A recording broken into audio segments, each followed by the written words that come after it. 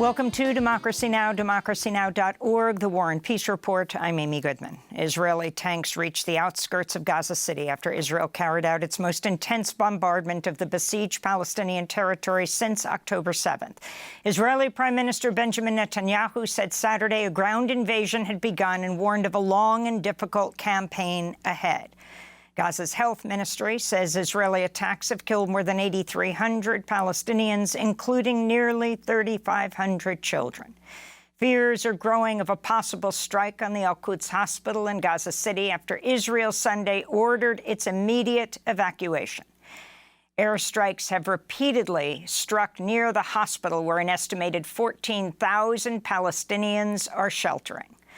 On Sunday, internet and cell phone access was restored to parts of the Gaza Strip after Israel blacked out all communications for Gaza's 2.3 million people. Most of Gaza remains without electricity. Tens of thousands, including pregnant people and babies, have been forced to drink brackish or contaminated water. The UN agency serving Palestinians says Gazans have reached their breaking point after more than 3 weeks of bombardments and total siege. Israeli strikes have killed at least 59 UNRWA employees, with many more believed to be trapped under the rubble. On Saturday, families of Israelis held hostage by Hamas met with Prime Minister Netanyahu, urging him to halt strikes that could jeopardize their loved ones. The families are calling on Israel to exchange thousands of Palestinian prisoners for the more than 200 Israelis believed to be in Hamas's custody in Gaza. Meanwhile, Netanyahu has apologized after he published, then deleted, a social media post blaming defense and intelligence officials for failing to warn him ahead of Hamas's deadly attack on October 7th. The Palestinian Health Ministry says the death toll from the Israeli attacks in the occupied West Bank has reached 111 since October 7th. At least 7 of those were killed by Israeli settlers, including 40-year-old Bilal Mohammed Saleh, who was fatally shot Saturday near Nablus as he was harvesting olives with his family.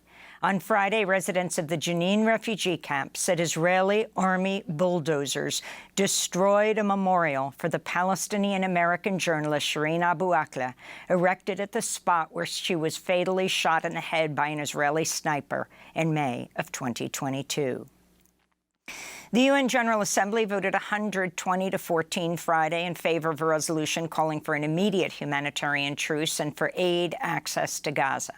Israel and the U.S. voted against the resolution, which also calls for the release of captive civilians. 45 member states abstained, including Canada. Some countries, including South Africa, urged the United Nations to do much more to stop the bloodshed.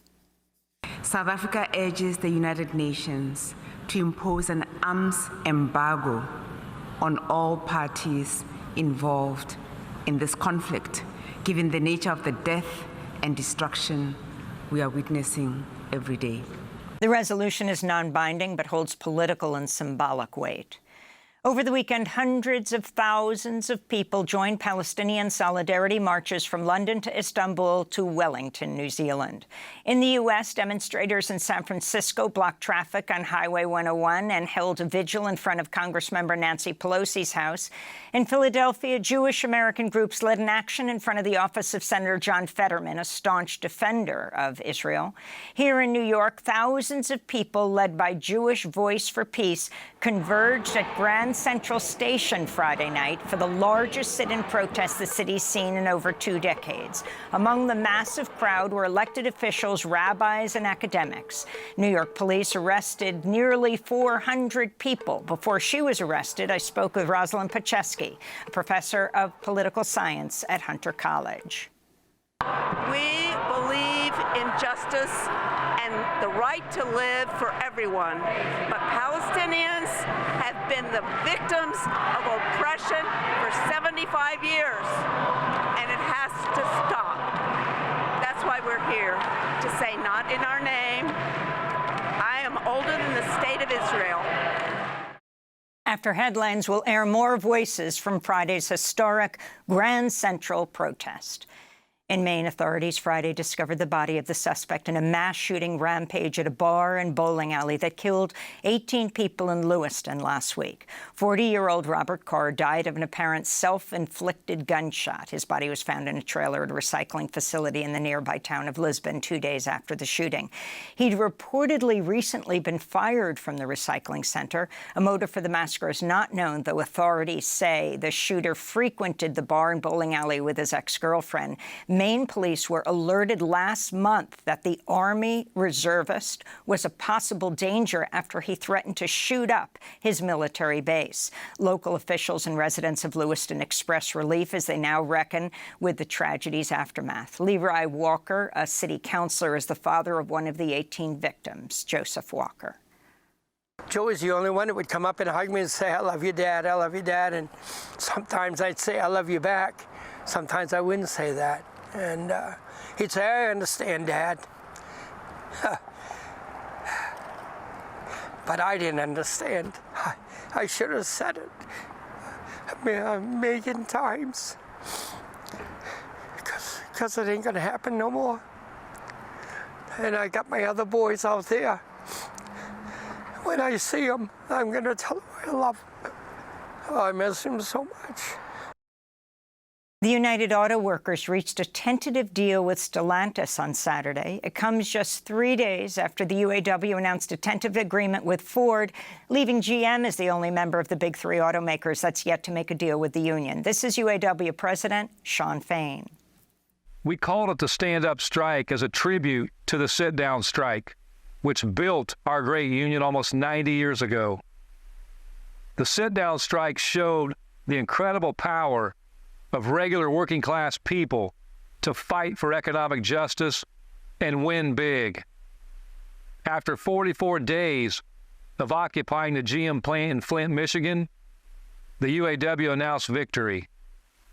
On day 44 of our stand-up strike, I'm honored to announce that our union is again victorious. The proposal includes reviving an Illinois assembly plant that had been shuttered since February and cost 1,200 UAW members their jobs. Some 5,000 jobs will be added to the Stellantis workforce, along with significant raises and end to tiered wages. In light of the success of the strike, the UAW said it's planning to organize workers at non-union automakers like Toyota, Honda, and Tesla. In Iran, a 16-year-old girl has died weeks after she was reportedly assaulted by Iran's morality police for not wearing a headscarf. Ramita Garavand was hospitalized with brain injuries, fell into a coma after witnesses said she was beaten by officers in a Tehran subway station earlier this month. Amnesty International has called on the Iranian government to launch an independent investigation into her death, which comes about a year after 22-year-old Mahsa Amini died in custody of the so-called morality police. In Germany, 1,000 climate activists with the group Last Generation and Extinction Rebellion Netherlands blockaded a major road in Berlin Saturday. Some demonstrators glued themselves to the road's surface. Dozens were arrested in their latest act of peaceful civil disobedience as they demand the German government transition to a fossil fuel-free economy by 2030. As healthcare workers, we are already seeing the first consequences of people dying because it's too hot in the summer, that people with pre-existing conditions suffer more and more, that old people, or especially vulnerable groups, are the first to be affected in extreme weather. But even if we think that none of this affects us because we are young and healthy enough, when flood waves come, as they did suddenly and violently in the Ahr Valley, or forest fires, as we have seen on the news several times, none of us is safe. The climate crisis affects us all, and the climate crisis kills. And the Bangladeshi climate scientist Saleemul Huq has died in Dhaka at the age of 71. Saleemul Huq served as a lead author on 2 of the definitive assessments of the Earth's climate published by the UN's Intergovernmental Panel on Climate Change. He was the director of the International Center for Climate Change and Development in Bangladesh. In 2021, he appeared on Democracy Now! Saying wealthy nations like the United States and Germany have a lot to learn about climate adaptation from poorer countries like Bangladesh. The number of deaths that we saw in Germany, in one of the richest countries in the world, nearly 200 Germans actually died from flash floods, would never have happened in Bangladesh. we would have evacuated them. We do evacuate everybody that's in the path of floods or in cyclones. In Germany, they weren't able to do that. So Germany could learn a lot from Bangladesh, and so could the United States. Saleemul Huq has died of a heart attack in Bangladesh at the age of 71. To see all of our interviews with him, go to democracynow.org. And those are some of the headlines. This is Democracy Now!, democracynow.org, The War and Peace Report. I'm Amy Goodman.